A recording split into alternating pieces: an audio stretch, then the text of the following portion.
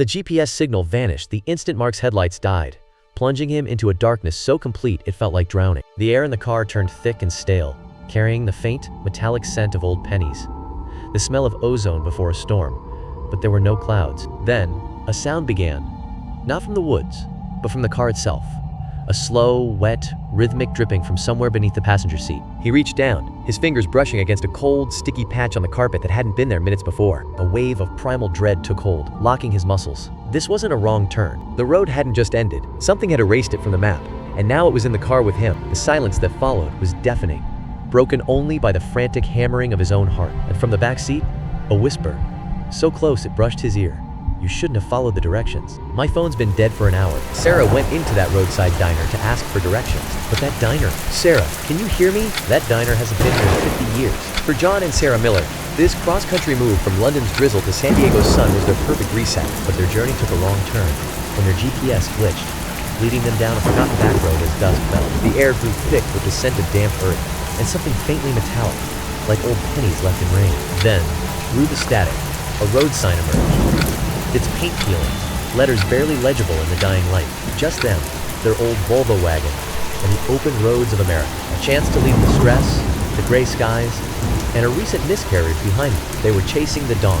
Inside the car, the only sounds were the hum of tires on asphalt and the soft, rhythmic click of the turn signal that had been left on for miles.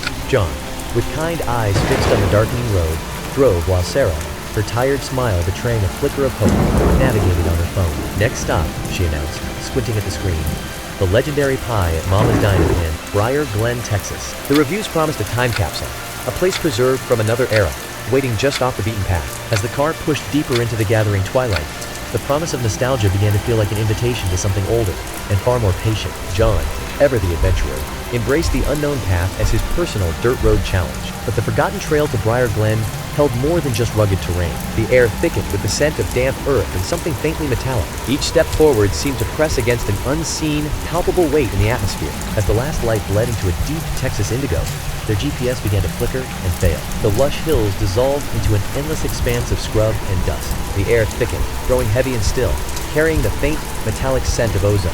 Ahead, the car's headlights carved a feeble path through an absolute, swallowing darkness. The darkness was absolute now, broken only by the phone's glow. Sarah frowned at the device, her voice tight with confusion. The app has redirected us. Says the turn should be right here, but John, there's nothing. No road, no lights, just endless dark. Maybe it's just a glitch, John offered, though his words felt hollow in the heavy air. Sarah switched to satellite view. For one fleeting frame, impossible to pause. The grid of a small town materialized. Neat streets, a central square. The image dissolved into digital decay, reverting to empty fields. Her breath hitched as she whispered, "Did you see that?" John squinted into the darkness. See what? Sarah dismissed it as fatigue, a trick of exhausted eyes. Later, at a remote gas station, an old mechanic named Mike wiped his hands on an oily rag. It gave them a long, hard look that carried the weight of decades in this lonely place. The fluorescent lights hummed overhead, casting stark shadows across the weathered man's face. He leaned forward, his voice dropping to a gravelly whisper. Briar Glen? He let out a humorless laugh, the sound brittle in the stale air. You don't want to go there, son. Why's that? John asked, his own voice tentative now. Ghost town? Mike leaned in, his voice dropping to a conspiratorial hush. Worse, it's a when town. They say it only reappears when the world sleeps, and time itself loses its way. But you do not want to be there when it does.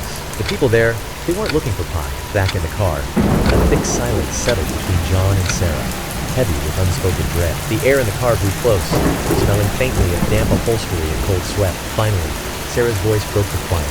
A fragile whisper phrased with doubt. He was just messing with us, right? John forced a weak smile.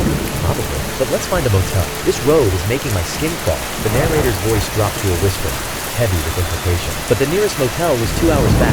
The realization settled between them like a physical weight. Exhaustion gnawed at them, and Sarah, sleepless at 2:58 a.m., pulled up Google Maps once more. A screen's glow cut through the darkness, illuminating her weary face. A stale, metallic scent seemed to seep from her lights as she stared. Her thumb hovered, the air in the car growing thick and still. The dashboard clock glowed 3:06 a.m. in the oppressive dark. Sarah's voice emerged, a dry rasp of air. John, stop the car. John's grip tightened on the wheel. What? Why? Sarah's voice sliced through the car's stale air. Just stop, now. He jerked the wheel, tires crunching gravel as the car lurched to the shoulder. The headlights painted the thing in stark relief, peeling red paint like scabs. A a door hanging by one hinge. An odor seeped through the vent. Damp earth and something metallic, like old pennies left in the rain. Sarah's phone screen flickered to life, and where moments before there had been only void, the precise, impossible grid of Briar Glen materialized.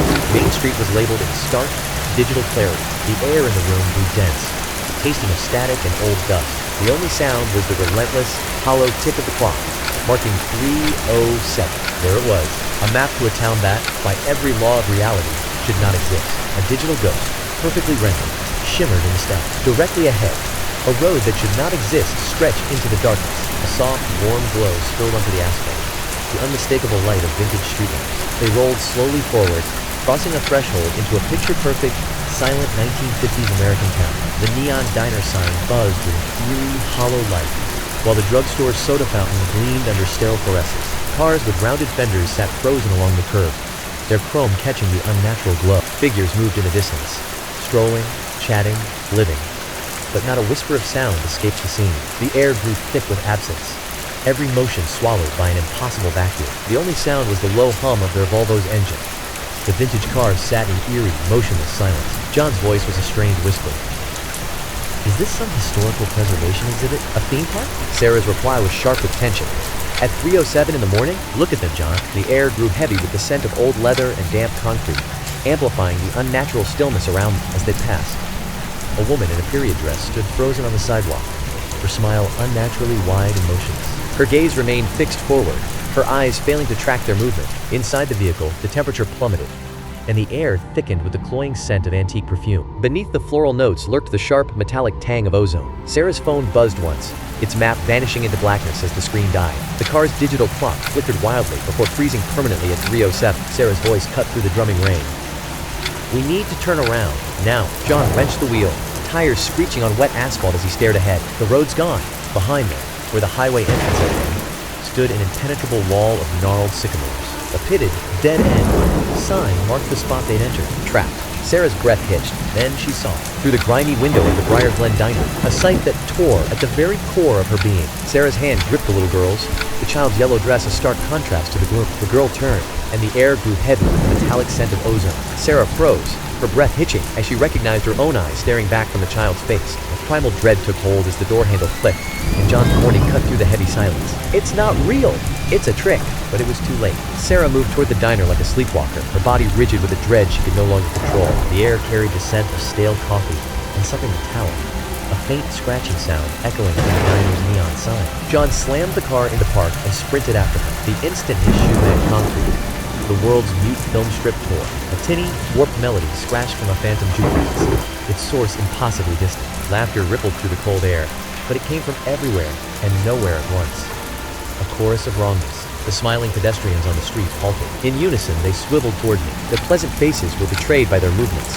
Jerky, mechanical, perfectly synchronized. A sudden metallic scent, like ozone and old copper, pricked the air. My breath caught, a primal dread solidifying in my chest as the street felt utterly still. The figures began to move, not toward John and Sarah, but to encircle them and the diner in a loose ring. John grabbed Sarah's arm, his voice tight with urgency. We have to get back to the car. Tears streamed down Sarah's face as she whispered, She's here, John. She's waiting for me. In the diner window, the little girl pressed her small hand against the glass, leaving a faint, ghostly imprint. A small, pale print. The woman with her smiles, a vacant, inviting smile. The circle of townsfolk tightened. Their smiles remained, fixed and ceramic. The air grew heavy with the scent of ozone and old coffee. John knew, with a cold, absolute certainty, that if Sarah stepped into that diner, she would never come out. He would lose her to this place that existed between seconds. He looked at the frozen car clock, its digital numbers stuck at 3:07. Then, at his own wristwatch, a mechanical heirloom. Its second hand trembled, caught between 3:06 and 3:08. Over the rising, distorted jukebox music,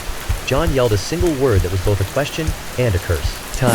Sarah hesitated, her gaze darting between the girl's pleading eyes and John's face, now etched with a terror she had never seen before. A cold, metallic scent filled the air, the smell of ozone and something ancient, like dust from a forgotten tomb. John's grip on her arm was desperate, his fingers digging in like iron bands, pulling her back from the threshold. With a ragged, wrenching sob that tore from her chest, Sarah finally yielded, allowing him to drag her away from the echo that wore their daughter's face. John and his companion sprinted for the car as the townsfolk began to glide forward. Their figures shimmered with a disturbing static, like a corrupted television signal. John slammed the vehicle into gear, the scent of ozone and panic filling the cabin. He didn't search for a road.